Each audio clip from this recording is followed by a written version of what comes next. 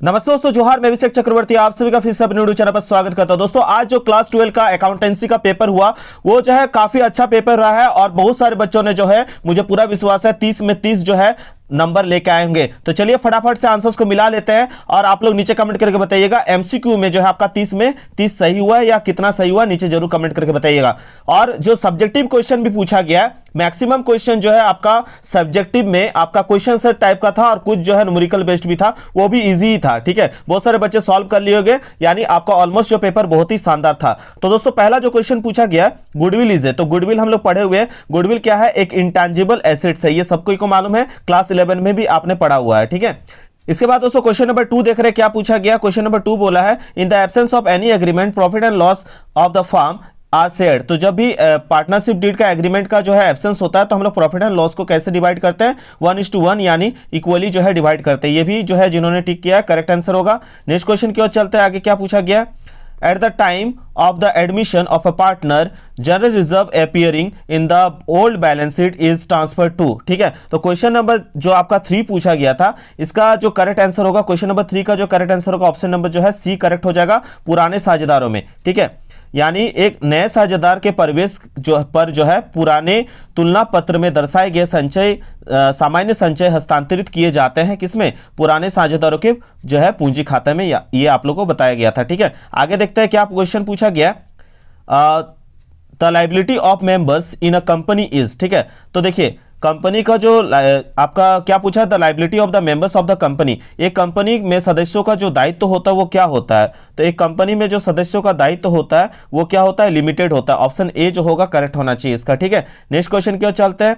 Question number 5, current liability includes. तो current liability क्या include करता है? तो आपका यहाँ पे जितने भी ऑप्शंस देख रहे हैं, सन्डी creditor, outstanding expenses, bills payable, तो यहाँ पे ऑल ऑफ दिस जो होगा करेक्ट आंसर होगा। नेक्स्ट क्वेश्चन की ओर चलते हैं। क्वेश्चन क्या पूछा गया?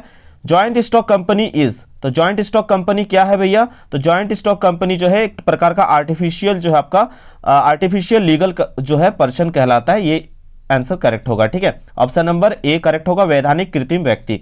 नेक्स्ट क्वेश्चन की ओर चलते हैं, क्या बोला गया?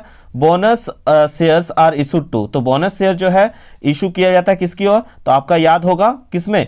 Preference share. यहाँ पे आपका समता अंशधारियों को याद रखिएगा, प्रीफरेंस शेयर होल्डर जो होगा करेक्ट आंसर होगा। ठीक है, नेक्स्ट क्वेश्चन की ओर चलते हैं। Debenture holders receive. तो डिबेंचर होल्डर जो है क्या रिसीव करते हैं? तो डिबेंचर होल्डर जो है आपका डिबेंचर होल्डर जो है ऋण पत्रधारी प्राप्त करते हैं, क्या प्राप्त करते हैं? इंटरेस्ट। आप लोग देखते होंगे जब भी डिविडेंड होता है वहां पे आपका जो सर्टेन अमाउंट ऑफ इंटरेस्ट जो है उन लोगों को मिलता है, ब्याज मिलता है। ठीक है, क्वेश्चन नंबर 9 जो है क्या पूछा गया?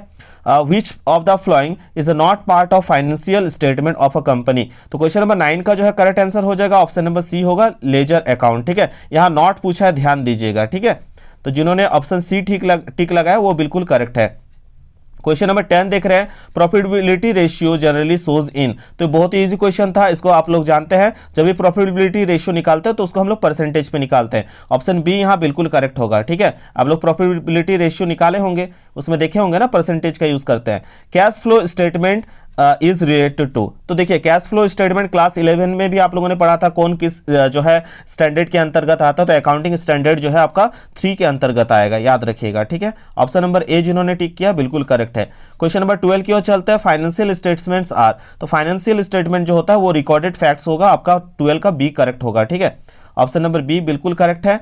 Share can be forfeited. तो शेयर कैन बी फॉरफिटेड जो है क्वेश्चन पूछा गया 13 का जो है करेक्ट आंसर होगा आपका ऑप्शन नंबर बी बिल्कुल करेक्ट है, मांग राशि भुगतान ना करने पर। ठीक है, अंशों का हरण कब होता है? जब मांग राशि का हम लोग भुगतान नहीं करते हैं तब। ठीक है, तो यहाँ पे आपका क्या करेक्ट आंसर हो जाएगा? For non payment of call money. ठीक है, यहाँ पे आपका करेक्ट आंसर हो जाएगा। ठीक है, याद रखिएगा। ये था आपका क्वेश्चन नंबर 13 के बाद हम लोग चलते हैं सीधा क्वेश्चन नंबर 14 की ओर। Current assets on the asset side of the balance sheet of a company include. तो 14 का जो है करेक्ट आंसर क्या होगा? मेरे हिसाब से यहाँ पे 14 का जो है आपका यहाँ पे सारा ही करेक्ट आंसर है। सन्डी debtor, cash in hand, stock, ये सभी आपका करंट एसेट्स में शामिल है, इसलिए ऑल ऑफ दिस जो होगा करेक्ट आंसर होगा। ठीक है, ऑप्शन डी बिल्कुल करेक्ट है।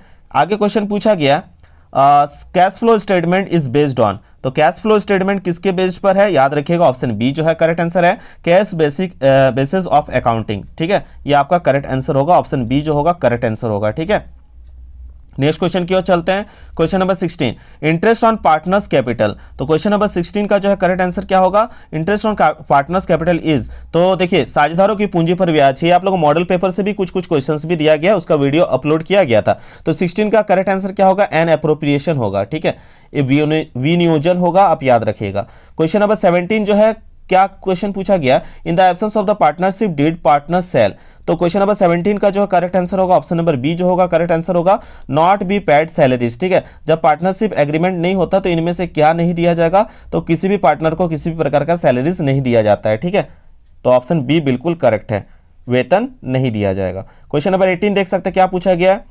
जनरली डिबेंचर्स आर, तो जनरली डिबेंचर्स आर पूछा गया है। तो डिबेंचर जो होता है सिक्योर्ड होता है, सुरक्षित होता है। ऑप्शन ए जो है आपका करेक्ट आंसर होगा 18 का, ठीक है। नेक्स्ट क्वेश्चन की ओर चलते हैं।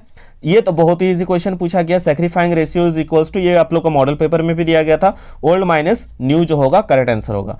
नेक्स्ट क्वेश्चन की ओर चलते हैं। क्वेश्चन नंबर 20, क्वेश्चन नंबर 20 में क्या बोला? Which one of the following is non current non cash item, ठीक है। तो इसमें से कौन सा जो नॉन कैश आइटम है क्वेश्चन में पूछा गया। तो 20 का जो है करेक्ट आंसर होगा कैश सेल्स जो होगा करेक्ट आंसर हो जाएगा, याद रखिएगा, नॉन कैश आइटम पूछा है, ठीक है। तो यहाँ पे आगे देखते हैं क्वेश्चन क्या पूछा गया। क्वेश्चन नंबर यहाँ पे देख सकते हैं 21 में जो पूछा गया फाइनेंशियल स्टेटमेंट्स डिस्क्लोज, ठीक है। तो फाइनेंशियल स्टेटमेंट डिस्क्लोज जो होगा आपका मॉनेटरी इंफॉर्मेशन जो होगा करेक्ट आंसर हो जाएगा, ठीक है। 21 का ए करेक्ट है। 21 के बाद 22 पे चलते हैं, क्या पूछा गया है? 22 पे बोला गया है partners current account is prepared when capital partners is maintained under, ठीक है। तो 22 का जो है करेक्ट आंसर ऑप्शन बी होगा, फिक्स एसेट्स जो है करेक्ट आंसर होगा, ठीक है। साझेदारों के चालू खाते, साझेदार पर का चालू खाता बनाया जाता है, साझेदार की पूंजी खाते रखी जाती है। तो देखिए जब भी यहाँ पे फिक्स अकाउंट होता है ना, फिक्स कैपिटल, तो आप लोगों ने पार्टनर्स कैपिटल में दो टाइप का बनाया था ना अकाउंट्स, ठीक है। जब आपका फ्लैक्चुएटिंग होता है, जब फिक्स होता है। तो आपका फ्लैक्चुएटिंग होता है तो आप केवल एक ही अकाउंट्स बनाते हैं ना, पार्टनर्स कैपिटल अकाउंट। लेकिन जब आपका फिक्स होता है तो आपको दो टाइप का अकाउंट बनाना पड़ता है। तो यहाँ पे वही पूछा गया है, ठीक है। साझेदारों का चालू खाता बनाया जाता है, कब बनाया जाता है? तो यहाँ पे आपका ऑप्शन नंबर बी करेक्ट होगा, अस्थायी आधार पर, ठीक है। ये बेसिक क्वेश्चन था, एकदम स्टार्टिंग के चैप्टर से क्वेश्चन पूछा गया था ना। जनरल रिजर्व्स अकाउंट्स ऑलवेज, तो जनरल रिजर्व अकाउंट जो होगा आपका क्या होगा? 23 का जो है करेक्ट आंसर होगा आपका ऑप्शन नंबर ए करेक्ट होगा, डेबिट बैलेंस, ठीक है। चलिए यहाँ पे आपका डेबिट बैलेंस होगा, ठीक है। 24 में क्या पूछा गया है? फाइनेंशियल एनालिसिस यूजफुल, तो फाइनेंशियल एनालिसिस जो होगा आपका ऑप्शन नंबर डी जो है यहाँ पे आपका करेक्ट आंसर होगा, ठीक है। ये सभी जो होगा इसमें आ जाएगा। नेक्स्ट क्वेश्चन क्यों चलते हैं 25 पे। 25 में पूछा गया है which of the following is not profitability ratio. देखिए प्रॉफिटेबिलिटी रेशियो अभी जस्ट हम लोग बात किए, उसमें क्या नहीं आएगा? देखिए करंट एज रेशियो जो होता है वो आपका लिक्विड रेशियो होता है, बाकी जितना आप देख रहे हैं ये सब क्या है? प्रॉफिटेबिलिटी रेशियो है ना। आप लोग को ये बोले भी थे कि आप लोग सब्जेक्टिव में याद करके जाइएगा। देखिए उस तरह क्वेश्चन भी पूछा गया, तो यहाँ ऑप्शन सी जो होगा करेक्ट आंसर होगा। नेक्स्ट क्वेश्चन क्या पूछा गया देख सकते हैं, what is shown by balance sheets, ठीक है। तो आपका 26 का जो करेक्ट आंसर हो जाएगा आपका ऑप्शन नंबर सी जो होगा करेक्ट आंसर होगा, financial position on specific date जो होगा करेक्ट आंसर होगा, ठीक है। ऑप्शन सी करेक्ट होना चाहिए यहाँ का, ठीक है। नेक्स्ट क्वेश्चन की ओर चलते हैं 27 नंबर बोला है आपका डिविडेंड यूजुअली पेड, तो डिविडेंड यूजुअली जो है पेड पूछा गया। तो 27 का जो है correct answer option number C correct होगा, बिल्कुल ऑन पेड अप कैपिटल जो होगा करेक्ट आंसर होगा, ठीक है। नेक्स्ट क्वेश्चन की ओर चलते हैं 28, डिबेंचर इज ए, तो डिबेंचर क्या होता है? तो 28 का जो होगा आपका एक क्या है? लोन सर्टिफिकेट, एक क्या है? लोन सर्टिफिकेट है, ठीक है। ऑप्शन नंबर ए करेक्ट होगा इसका। 29 नंबर चलता है premium of redemption of debenture account is, तो 29 का जो है करेक्ट आंसर होगा आपका लाइबिलिटी जो होगा ऑप्शन सी जो होगा करेक्ट आंसर होगा, ठीक है। नेक्स्ट क्वेश्चन की ओर देख सकते हैं 30 नंबर, expenses on dissolution of a firm are called, तो फार्म के समापन होने वाले व्यय को कहते हैं, तो फार्म के समापन होने वाले व्यय को जो कहते हैं वसूली व्यय, ठीक है, याद रखिएगा। यानी हम लोग कहते हैं उसको रियलाइजेशन एक्सपेंसेस कहते हैं। तो इस तरह से आप लोगों ने 30 क्वेश्चन में कितना आपने सही किया नीचे कमेंट करके बताइएगा, और आप लोग इसके बाद किस सब्जेक्ट की तैयारी करना चाहते हैं वो भी नीचे कमेंट करके बताइएगा।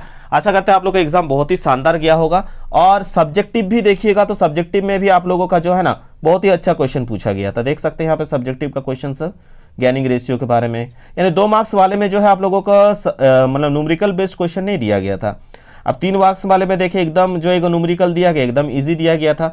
ये देख सकते हैं यहाँ पे 4000 12,000 और 8,000, ठीक है। तो यहाँ पे 12 और 8 जोड़ेंगे तो 20,000 हो जा रहा है। अब 20,000 के साथ और 4,000 जोड़ दीजिएगा तो हो जा रहा है 24,000। कितना हो रहा है? 24,000। अब कितने साल का प्रॉफिट है? 1 2 3, तो 3 से अगर डिवाइड दीजिएगा इसको तो 8 तिया 24 यानी 8,000, है ना। 8 तिया 24, 8,000 हो रहा है। अब 8,000 को कितने साल के लिए निकालने बोला है? 2 ईयर, देख सकते हैं 2 वर्ष का। तो 2 ईयर्स के बेसिस पे निकालने बोला है, आपका गुडविल निकालने बोला है, ठीक है। और वो भी एवरेज प्रॉफिट मेथड से। तो जितना आंसर आया उसको 2 से मल्टीप्लाई कर दीजिए, ठीक है। तो आपका होगा कितना आंसर? 16,000। 8 दूनी 16 ना, 16,000 आंसर होगा। तो बेसिक क्वेश्चन ही दिया गया था, ज़्यादा टफ नहीं था, ठीक है। आप लोगों ने क्या क्या आंसर लाया नीचे? अच्छा, इसका आंसर क्या आया था आप लोग नीचे 42 नंबर का कमेंट करके बताइएगा।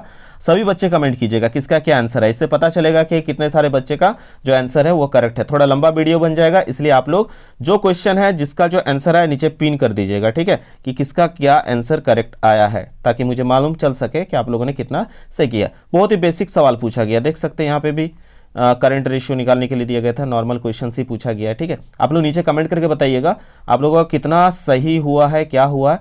अब जो हो गया उसका टेंशन नहीं लेना, अब आगे का जो एग्जाम का पेपर है उसका एकदम अच्छे से तैयारी कीजिए और बताइएगा कि एग्जाम कैसा गया आप लोगों का, ठीक है। और जिस सब्जेक्ट की भी तैयारी करने नीचे कमेंट कीजिएगा, और कौन कौन बच्चे CUT का फॉर्म भर रहे हैं वो भी बताइएगा, ठीक है। तो ताकि आप लोग का तैयारी में जो है उस तरह से मैं कंटेंट आप लोगों के लिए रेडी करना स्टार्ट कर दूं। आप लोगों को तैयारी भी कराना है, काफ़ी कम समय है, और इसके बेसिस पे ही जो है आप लोगों को अब जो है कॉलेज पे एडमिशन होगा। जितना अच्छा नंबर लाइएगा CUT एग्ज़ाम में, बोर्ड का एग्ज़ाम में आप नंबर क्या ला रहे हैं नहीं ला रहे हैं वो आपके हिसाब से आपके पास रहेगा, लेकिन आपको कॉलेज किसके बेसिस पे मिलेगा? आप इस एग्ज़ाम में CUT एग्ज़ाम में कितना अच्छा रैंक करते हैं उसके हिसाब से, ठीक है। तो इसका भी तैयारी कराया जाएगा जल्द ही। देखते हैं कितने सारे बच्चे तैयारी करने के लिए इच्छुक हैं, नीचे कमेंट करके जरूर बता दीजिएगा। तो आशा करते हो दोस्तों आज का वीडियो आप सबको पसंद है, अगर पसंद आए तो बिल्कुल लाइक शेयर कमेंट करना ना भूलें। मिलते हैं दोस्तों एक नए वीडियो के साथ, तब तक के लिए धन्यवाद। जय हिंद, वंदे मातरम।